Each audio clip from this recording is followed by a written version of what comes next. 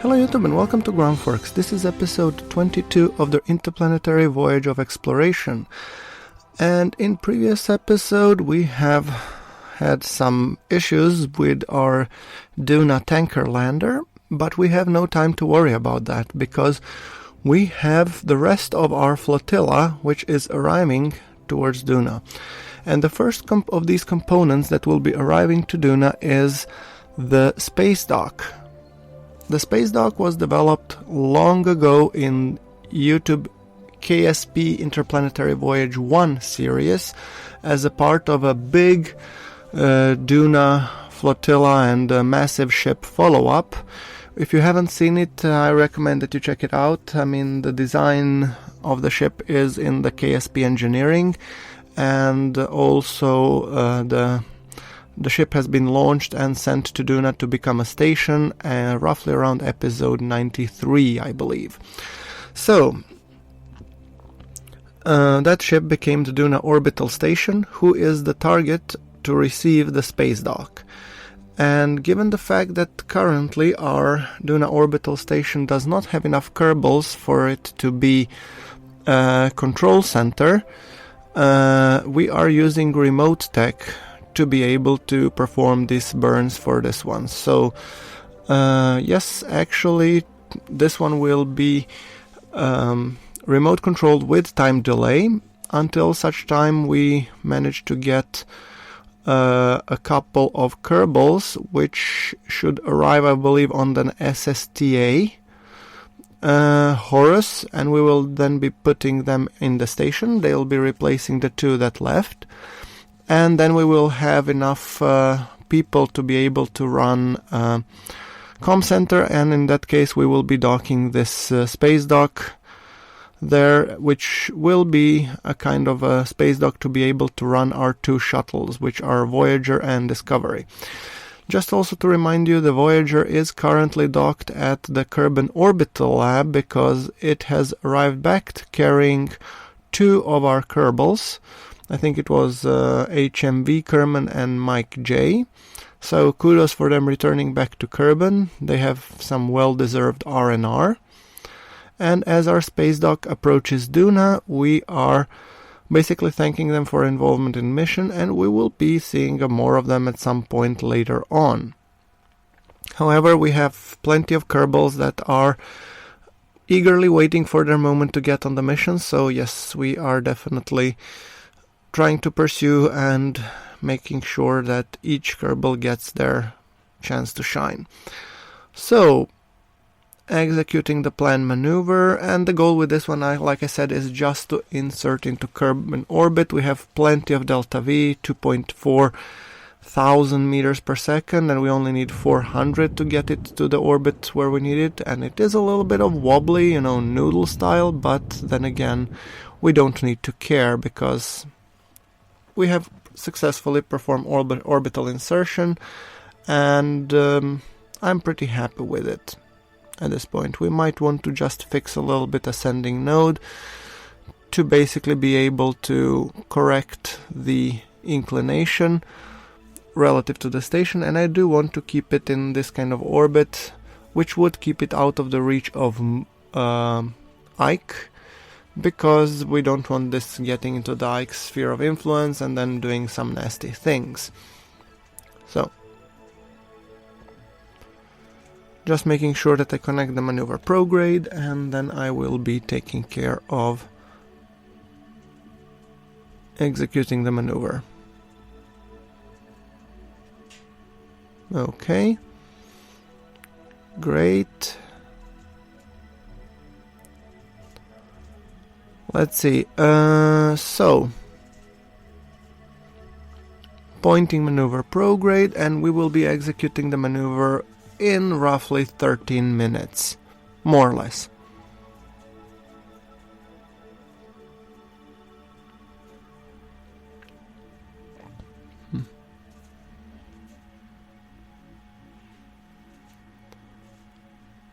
Okay, and we are burning ever so slightly with a minimum thrust. We didn't want to burn too much, and I think, let me just check our orbit, 1,000 meters. Yeah, I think it's good.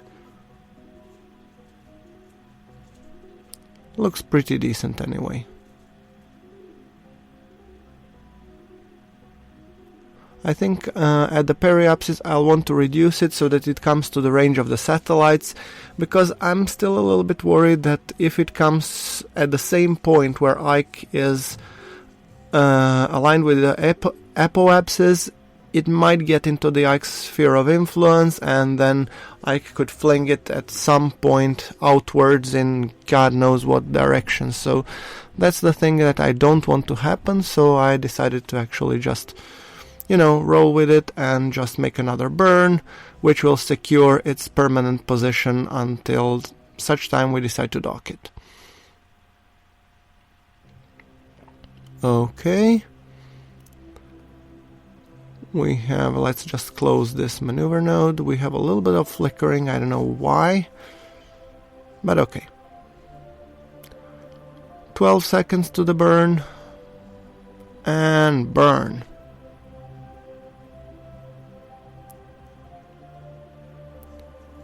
Okay, thank you Remote Tech, and Flight Computer, obviously.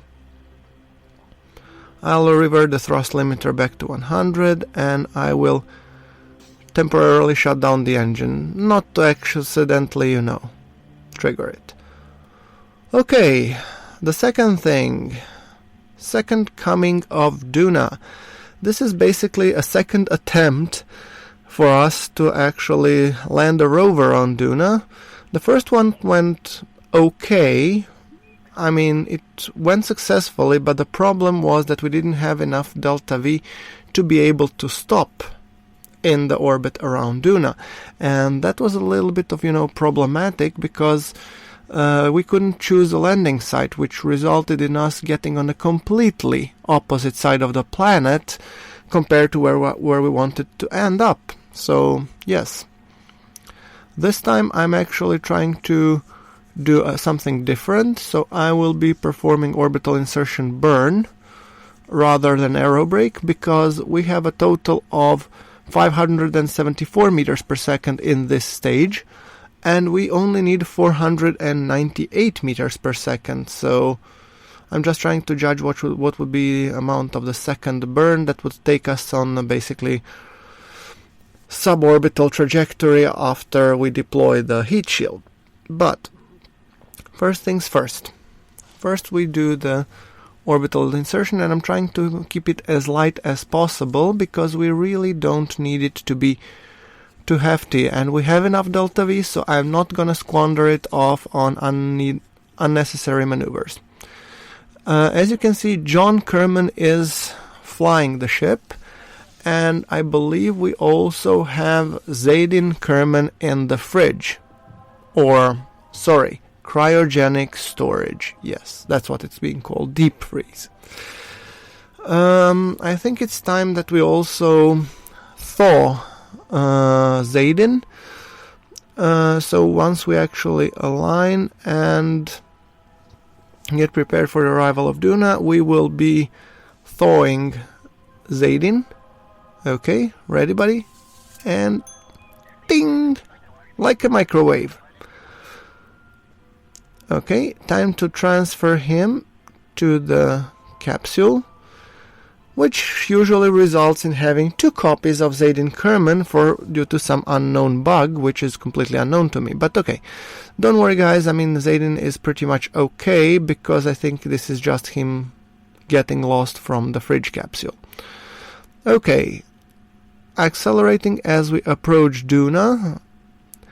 I don't know about you guys, but for me, this site never gets old. Whoa.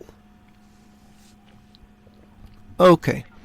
Oops, and I believe I've already passed the maneuver node, but yeah, I forgot that I had reduced thrust on the thrusters.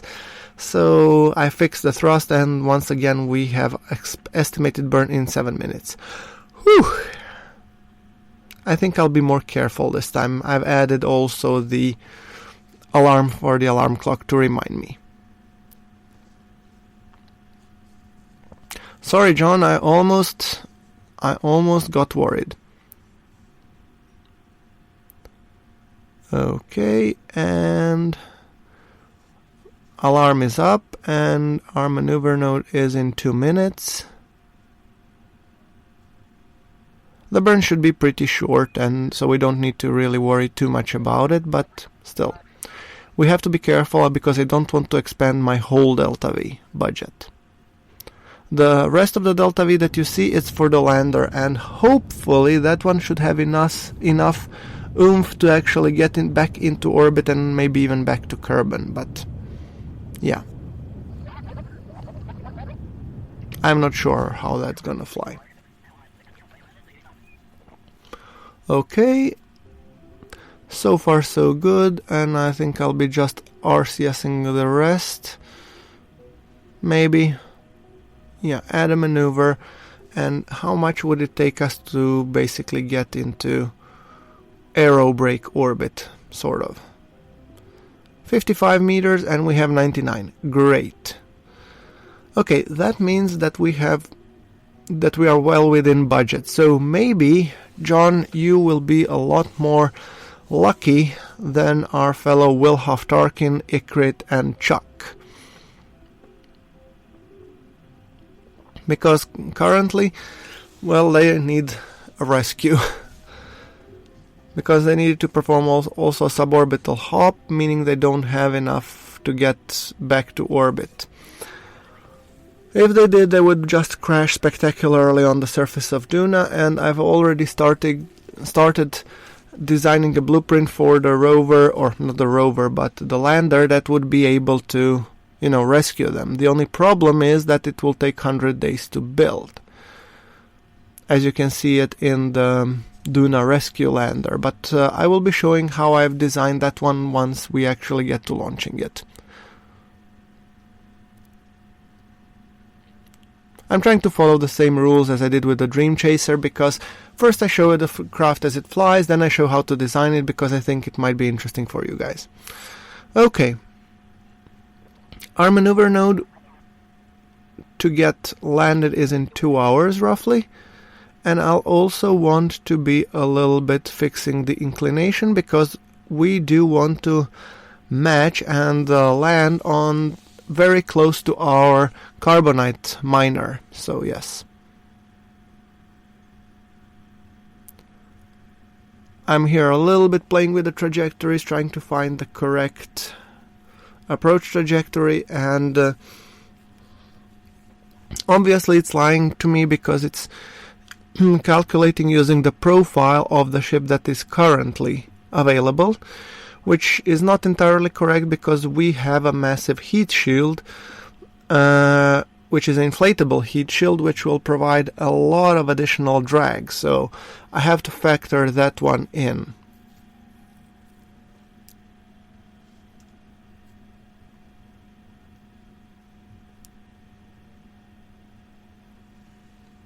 I'm trying to fix my inclination, see how much inclination fix will cost me.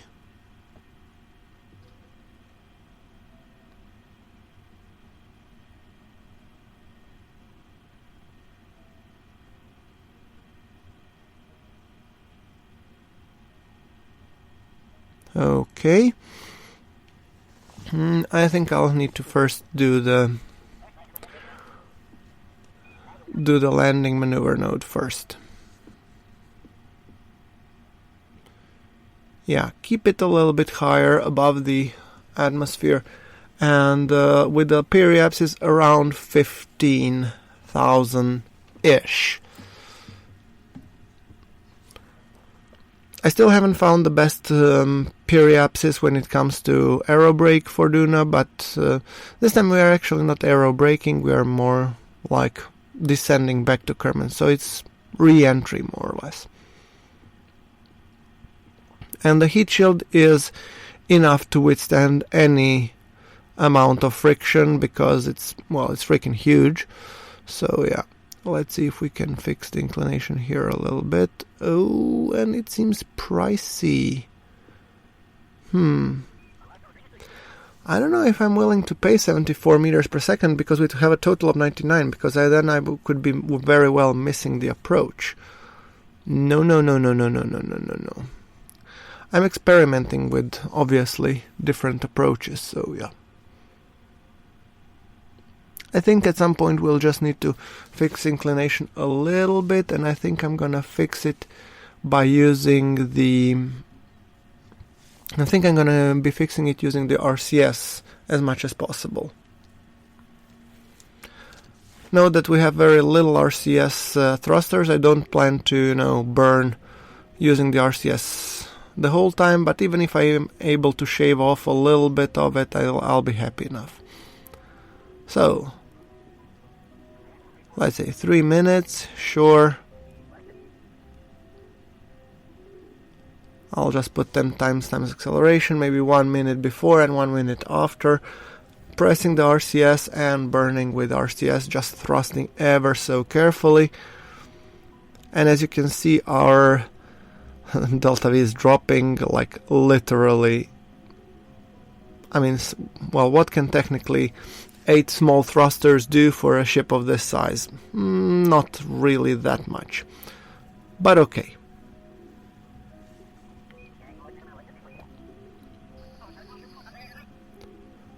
We are thrusting and we are trying to reduce it as much as possible, the inclination, but I'm not gonna be performing the full, landing or full 67 meters per second inclination change. I think I'll stop around 60-ish, hopefully. Using also a little bit of the time acceleration, using the physics, obviously.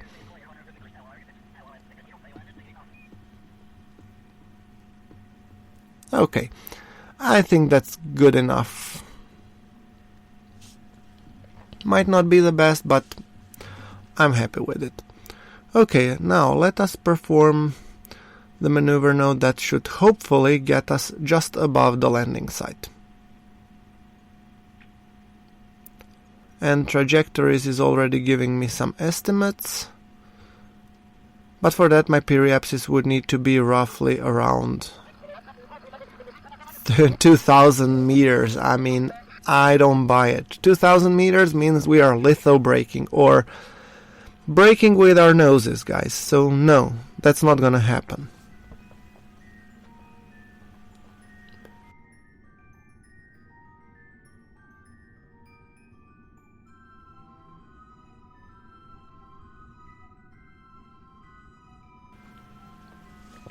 Okay, lining up. And you can see our engine bell wiggling there. Alright.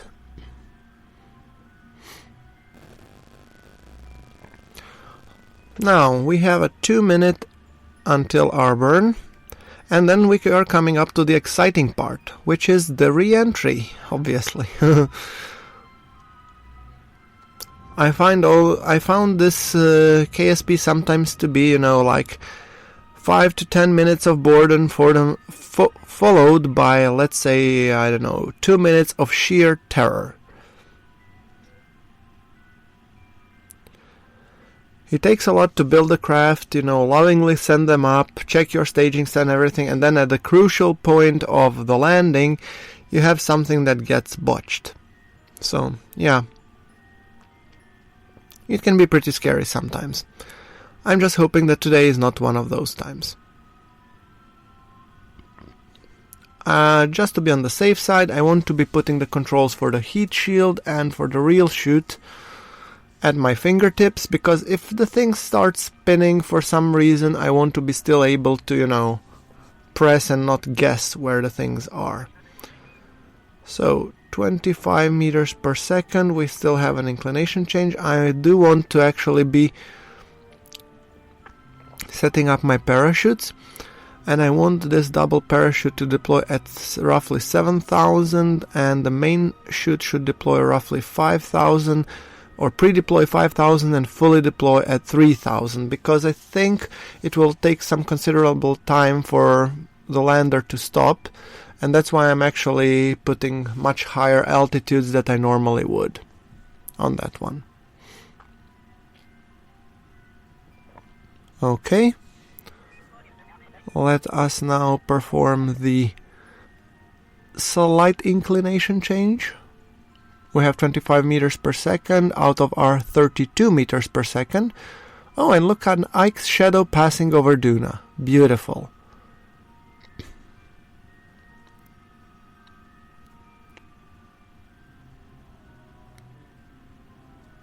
Okay.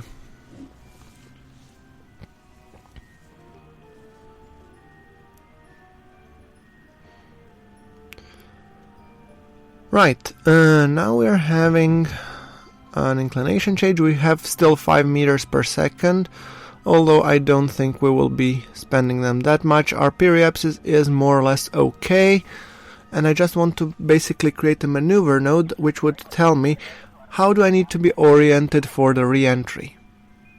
Obviously orbit retrograde, but orbit retrograde here is not the same as orbit retrograde when we hit the landing. So also transferring food, oxygen, all things life support from those side tanks where the solar panels are, which I will be ditching at the moment when I stage this.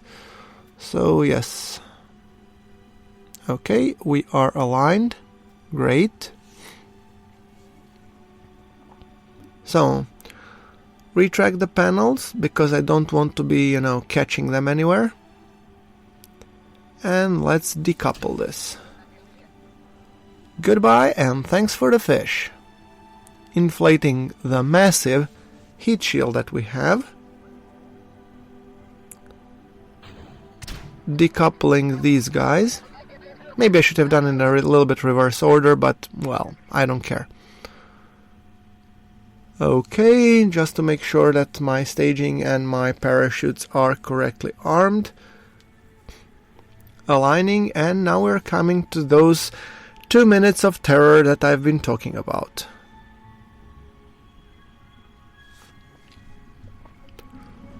Going towards Duna, it is coming. Ooh, this is a beautiful screenshot. I could actually use this. Okay.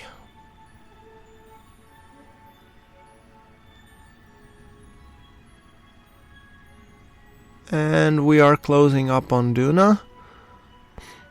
Camera shift. Good. We might as well maybe want to a little bit to do rotation. And, well, remember guys, the goal here is to come as close to our previous landing site as possible. So we are on a good trajectory. We are on a pretty decent, braking power when it comes to this heat shield, but I have no control over where we will end up. So this is completely unpowered descent, so yes. And our engine there is keeping me a little bit worried, but I think it will eventually burn up in the atmosphere. Oh, and there is our target. Carbonite miner, 93 kilometers away. So far, so good. I'm keeping a little bit of side perspective because I think it will be much nicer to actually see it. And it's becoming dangerous for our chutes. And I remembered I have still some RCS fuel, which I'm not going to use anyway. So I might as well use it for a little bit of reducing my velocity. Simply put. Braking using RCS thrusters as much as possible. Okay, I just want to increase the deployment altitude of these chutes just to be on the safe side. 28 kilometers. Oh, I think we'll be passing over it. Well, let's angle it like this. Maybe the airflow would force us a little bit more downwards.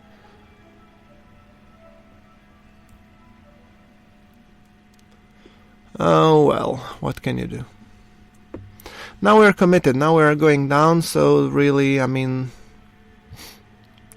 we have now to stick with the trajectory that we have. I'm trying to keep it a little bit angled just to make sure that we decelerate ever so quickly as possible, but yeah.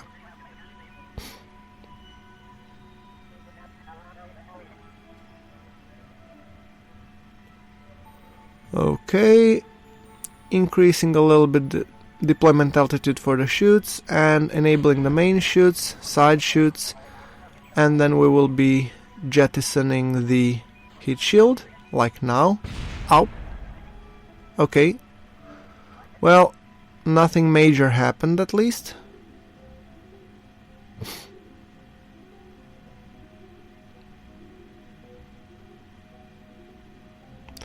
So far we are still plummeting down with our sight going back, so far so good. No major issues. And let's decouple.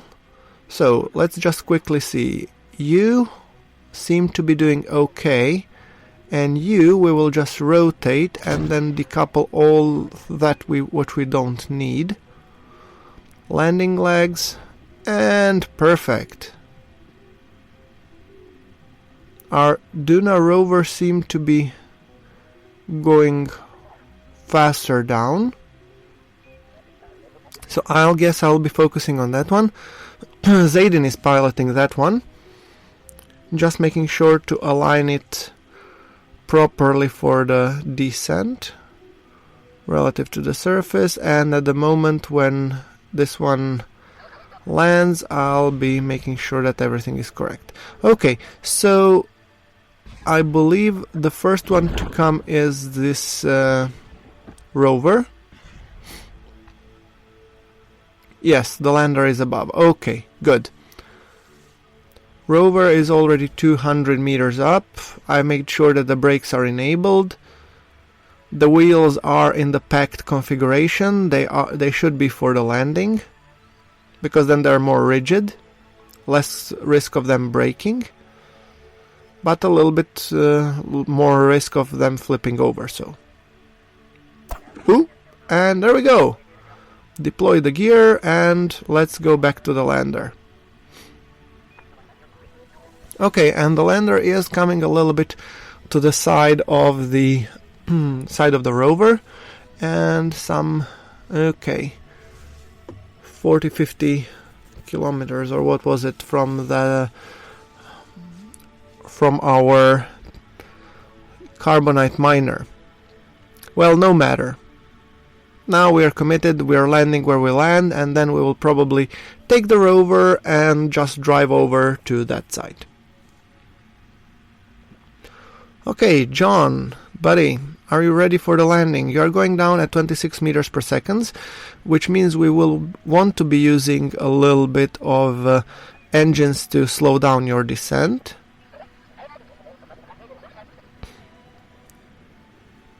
.600 meters. We don't need a lot of thrust, but a little would be welcome. Descending at 17-20 meters per second, and now I'll think I'll be kicking the gas. Whoa, whoa, whoa, whoa, whoa, hit it. 10, 9, 8, 7, 6, 5, 4, 3, 2, and oh boy. Okay guys, this is an example how to screw up a perfectly good landing. Now, let's retract the legs. Fortunately enough, this has a big reaction wheel. So, nice recovery. John, you're a genius, man. You managed to correct even my mess up. Okay. Now, I really don't feel confident enough to engage the landing legs, because those could very well tip us over once again. So rather than doing that, I'm just gonna go and extend the solar panels and extend the ladder. Okay. And then first things first, I want to actually fix... John, can you please go and repack the parachute, please? Yeah, send us a report and repack the chute. Thank you. Great.